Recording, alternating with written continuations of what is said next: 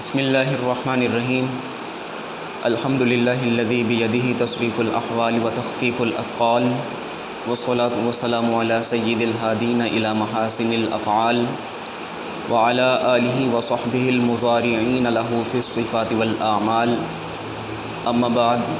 عزیز طلباء کرام، السلام علیکم ورحمۃ اللہ وبرکاتہ.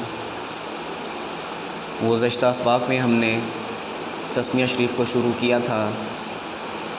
لفظی ترجمہ بھی پڑھ لیا، با محاورہ ترجمہ بھی پڑھ لیا.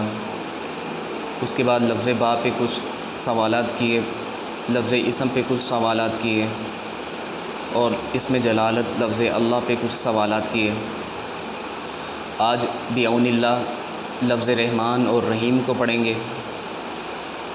لفظ رحمان اور رحیم یہ دونوں اللہ رب العزت کے صفاتی نام ہیں، اور یہ دونوں صیغے مبالغے کے ہیں. رحمان میں رحیم کے بنسبت زیادہ مبالغہ ہے، کیونکہ رحمان میں الفاظ زیادہ ہیں اور رحیم میں الفاظ کم ہیں.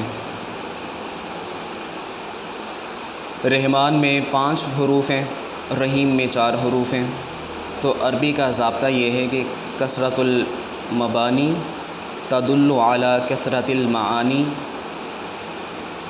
حروف کا زیادہ ہونا معانی کے زیادہ ہونے پر دلالت کرتا ہے. تو رحمان میں چونکہ 5 حروف ہیں، رحیم میں 4 حروف ہیں، تو رحمان میں رحیم کی بنسبت زیادہ مبالغہ ہے. اب رحمان اور رحیم پہ پہلا سوال یہ کیا جائے گا کہ رحمان اور رحیم جو لفظ ہیں یہ کس سے مشتق ہیں، یعنی کس سے بنائے گئے ہیں. پہلا سوال، لفظ رحمان اور رحیم کس سے مشتق ہیں؟ جواب، لفظ رحمان اور رحیم رحمت سے مشتق ہیں. لفظ رحمان کا مبدأ اشتقاق اور رحیم کا مبدأ اشتقاق جو ہے یہ رحمت ہے. پہلا سوال، لفظ رحمان اور رحیم کس سے مشتق ہیں؟ جواب، لفظ رحمان اور رحیم رحمت سے مشتق ہیں، یعنی رحمت سے نکالے گئے ہیں. جو لفظ نکلے اسے مشتق کہا جاتا ہے، اور نکلنے والا لفظ جس سے نکلے اسے مشتق منہ کہا جاتا ہے. تو رحمان و رحیم کا مشتق منہ لفظ رحمت ہے. دوسرا سوال، لفظ رحمت کا معنی کیا ہے؟ تو رحمت کا معنی ہے رقت قلب. رحمت اس رقت قلب کو کہا جاتا ہے جس کا تقاضا یہ ہوتا ہے کہ مرحوم پر احسان کیا جائے. لفظ رحمت کا معنی رقت قلب ہے، دل کا نرم ہونا، جس کا تقاضا یہ ہے کہ مرحوم پر احسان کیا جائے. کبھی یہ لفظ رقت کے معنی میں استعمال ہوتا ہے اور کبھی صرف احسان کے معنی میں استعمال ہوتا ہے. لفظ رحمت کبھی رقت کے معنی میں استعمال ہوگا اور کبھی علوم عربیہ میں صرف احسان کے معنی میں استعمال ہوگا. اور جب لفظ رحمت اللہ تعالیٰ کی صفت ہو تو پھر اس کا معنی صرف احسان اور افضال ہے، نہ کہ رقت قلب، چونکہ اللہ رب العزت رقت قلبی سے پاک ہے. اور جب یہی لفظ رحمت آدمیوں کی صفت واقع ہو تو پھر اس کا معنی رقت بھی ہوگا اور شفقت بھی ہوگا. تیسرا سوال، کیا لفظ رحمان کا اطلاق اللہ رب العزت کے علاوہ دوسروں پر ہو سکتا ہے؟